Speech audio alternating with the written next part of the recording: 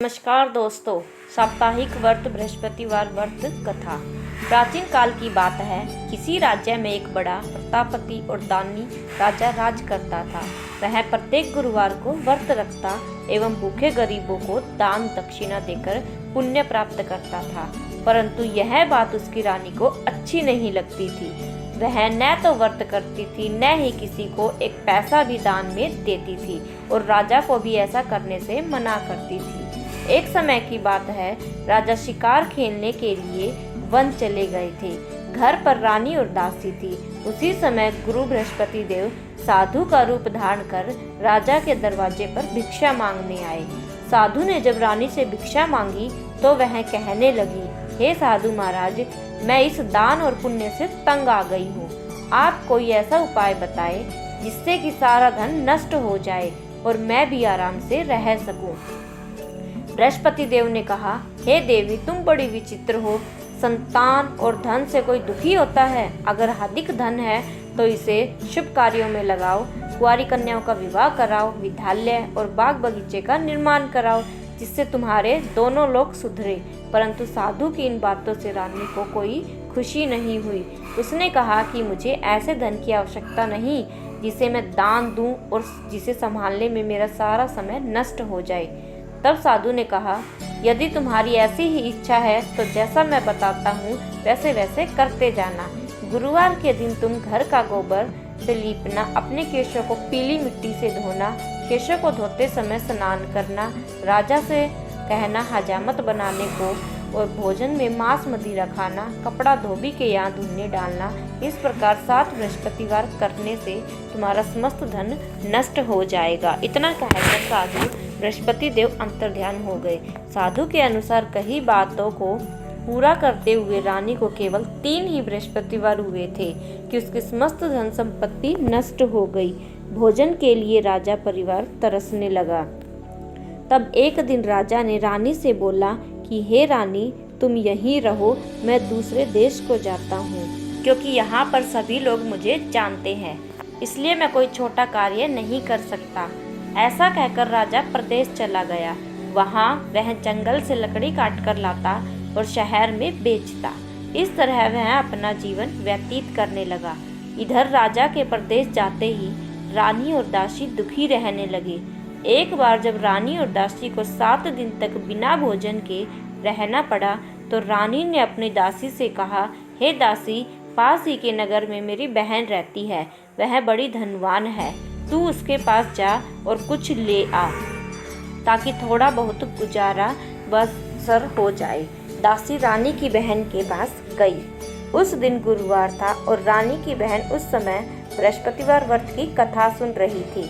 दासी ने रानी की बहन को अपनी रानी का संदेशा दिया, लेकिन रानी की बड़ी बहन ने कोई उत्तर नहीं दिया। जब दासी को रानी की बहन से कोई उत्तर नहीं मिला तो वह बड़ी दुखी हुई और क्रोध में भी आ गई। दासी ने वापस आकर रानी को सारी बात बता दी।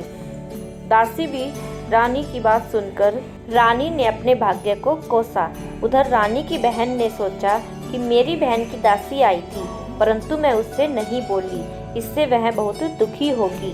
कथा सुनकर और पूजन समाप्त करके वह अपनी बहन के घर आई और कहने लगी, हे बहन, मैं बृहस्पतिवार का व्रत कर रही थी। तुम्हारी दासी मेरे घर आई थी, परंतु जब तक कथा होती है तब तक न तो उठते हैं और न ही बोलते हैं, इसलिए मैं नहीं बोली। कहो दासी, क्यों आई थी? रानी बोली, बहन, तुमसे क्या छिपाऊं, हमारे घर में खाने तक को अनाज नहीं था। ऐसा कहते कहते रानी की आंखें भर आई। उसने दासी समेत पिछले 7 दिनों तक भूखे रहने तक का अपनी बहन को विस्तार पूर्वक सुना दी। रानी की बहन बोली, देखो बहन, भगवान बृहस्पति देव सबकी मनोकामना पूर्ण करते हैं। देखो, शायद तुम्हारे घर में अनाज रखा हो। पहले तो रानी को विश्वास नहीं हुआ, पर बहन के आग्रह करने पर उसने अपनी दासी को अंदर भेजा तो उसे सचमुच अनाज से भरा एक घड़ा मिल गया। यह देखकर दासी को बड़ी हैरानी हुई।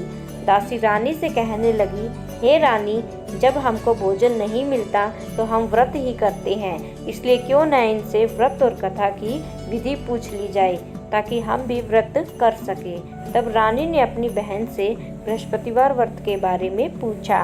उसकी बहन ने बताया, बृहस्पतिवार के दिन व्रत में चने की दाल मुनक्का से विष्णु भगवान का केले की जड़ से पूजन करें तथा दीपक जलाएं। व्रत कथा सुने और पीला भोजन ही करें। इससे बृहस्पति देव प्रसन्न होते हैं। व्रत और पूजन की बात सुनकर रानी की बहन अपने घर को लौट गई। 7 दिन के बाद जब गुरुवार आया तो रानी और दासी ने व्रत रखा। गुड़साल में जाकर चना और गुड़ लेकर आई। फिर उससे केले की जड़ तथा विष्णु भगवान का पूजन किया। अब पीला भोजन कहाँ से आए, इसको लेकर दोनों बहुत दुखी थे। उन्होंने व्रत रखा था, इसलिए बृहस्पति देव उनसे प्रसन्न थे। इसलिए वे एक साधारण व्यक्ति का रूप धारण कर 2 थालों में भोजन, पीला भोजन दासी को दे गए। भोजन पाकर दासी प्रसन्न हुई और फिर रानी के साथ मिलकर भोजन ग्रहण किया। उसके बाद वे सभी गुरुवार को व्रत और पूजन करने लगी। बृहस्पति भगवान की कृपा से उनके पास फिर से धन संपत्ति आ गई, परंतु रानी फिर से पहले की तरह आलस्य करने लगी। तब दासी बोली, देखो रानी, तुम पहले से भी आलस्य करती थी, तुम्हें धन रखने में कष्ट होता था, इस कारण सभी धन नष्ट हो गया, और अब जब भगवान बृहस्पति की कृपा से धन मिला है तो फिर तुम आलस्य दिखा रही हो। रानी को समझाते हुए दासी कहती है कि बड़ी मुसीबतों के बाद हमने यह धन पाया है, इसलिए हमें दान पुण्य करना चाहिए, भूखे मनुष्य को भोजन कराना चाहिए और धन को शुभ कार्यों में खर्च करना चाहिए, जिससे तुम्हारे कुल का यश बढ़ेगा, स्वर्ग की प्राप्ति होगी और पितृ प्रसन्न होंगे। दासी की बात मानकर रानी अपना धन शुभ कार्यों में खर्च करने लगी, जिससे पूरे नगर में उसका यश फैलने लगा। बृहस्पतिवार व्रत कथा के बाद श्रद्धा के साथ प्रसाद बांटकर उसे ग्रहण करना चाहिए। धन्यवाद।